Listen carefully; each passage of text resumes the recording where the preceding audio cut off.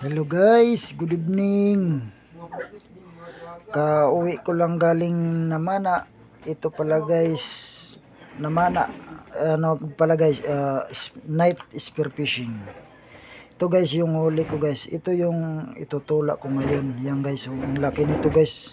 Anong tawag nito sa inyo guys? Dito sa amin kasi tawag nito hanlilitik. Yan. Isalik yan sa tinola, masag at saka ito.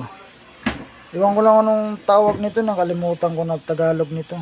Pero sa amin dito, ang tawag nito, danggit. Yan. Tapos ito naman palad.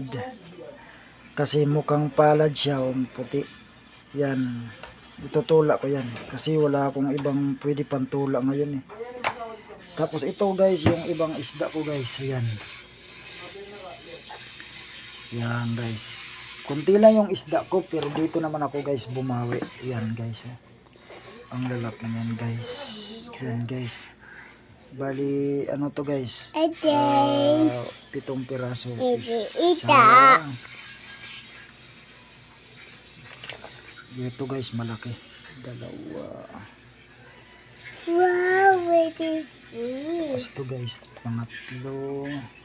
Malaki guys. Halos tigi 1 kilo. Tapos ito na guys yung maliliit guys. Yan guys. Bali 4 yung maliliit. Yan guys. 4. Tapos ito yung malalaki lang. Bali 3. Bali 7 sila lahat guys. 7 piraso yan. Yan guys, hindi naman siguro logi yung ano ko.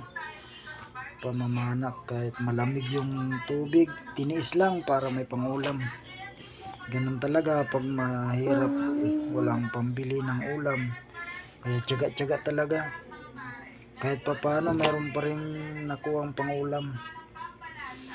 Wala, hindi ka rin naman basta-basta makakabili ng ganito sa palengke, sobrang mahal, kaya tiyaga talaga. Ayan guys, hanggang dito na lang. Maingay yung ano ko dito, yung